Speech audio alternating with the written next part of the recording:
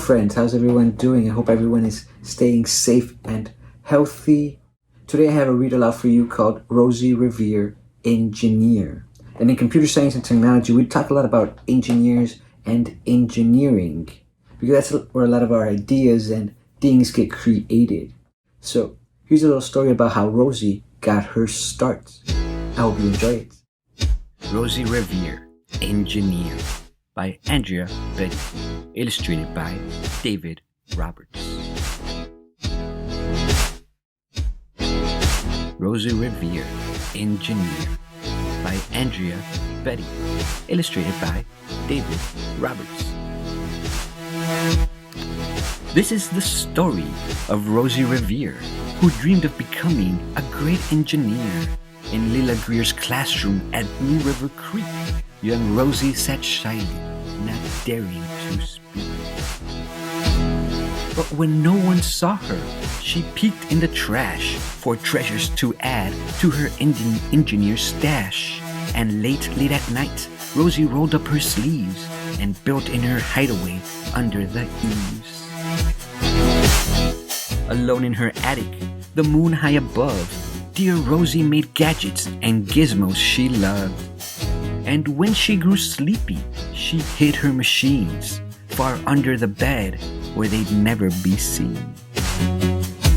When Rosie was young, she had not been so shy. She worked with her hair swooping over one eye and made fine inventions for uncles and aunts, a hot dog dispenser and helium pants. The uncle she loved most was Zookeeper Fred. She made him a hat to keep snakes off his head, from parts of a fan and some cheddar cheese spray, which everyone knows keeps the pythons away.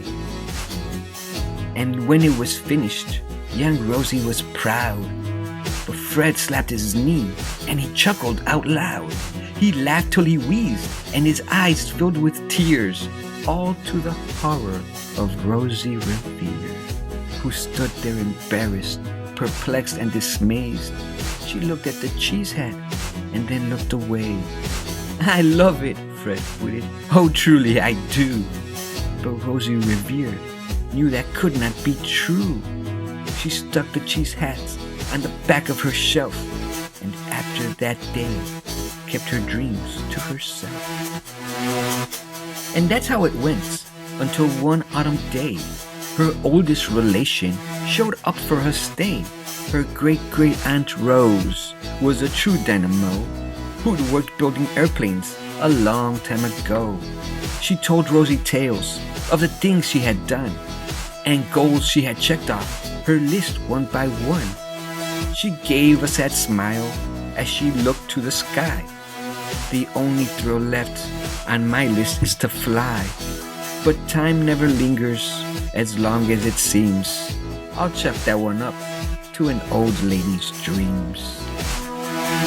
That night, as Rosie laid wide-eyed in bed, a daring idea crept into her head. Could she build a gizmo to help her hand fly? She looked at the cheese hats and said, "No, not I." But questions are tricky and some hold on tight. And this one kept Rosie awake through the night. So when dawn approached and red streaks lit the sky, young Rosie knew just how to make her ant fly. She worked and she worked till the day was half gone, then hauled her cheese copter out onto the lawn to give her invention a test just to see the ridiculous flop it might turn out to be. Strapped into the cockpit, she flipped on the switch. The helio cheese copter sputtered and twitched. It floated a moment and whirled round and round, then froze for a heartbeat and crashed to the ground.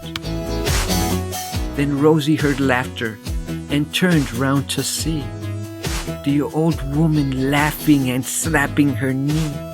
She laughed till she wheezed and her eyes filled with tears, all to the horror of Rosie Revere, who thought, "Oh no, never, not ever again will I try to build something to sputter or spin or build with a lever, a switch, or a gear, and never will I be a great engineer. She turned round to leave, but then great-great-aunt Rose grabbed hold of young Rosie and pulled her in close. She hugged her and kissed her and started to cry. "You did it! Hooray! It's the perfect first try! This great flap is over. It's time for the next." Young Rosie was baffled, embarrassed, perplexed. "I failed," said dear Rosie. "It's just made of trash." "Didn't you see it? The cheese copter crashed." "Yes," said her great aunt. "It crashed, that is true. But first it did just what it needed to do. Before it crashed, Rosie, before that, it flew. Your brilliant first flop was a raging success. Come on, let's get busy and on to the next." She handed a notebook to Rosie Revere, who smiled at her aunt as it all became clear. Life might have its failures, but this was not it. The only true failure can come if you quit. They worked till the sun sneaked away to its bed. Aunt Rose tied her headscarf around Rosie's head and sent her to sleep with a smile ear to ear to dream the bold dreams of a great engineer. At Blue River Creek, all the kids in grade 2 build gizmos and gadgets and doohickeys too. With each perfect failure, they all stand and cheer, but none quite as proudly as Rosie Revere.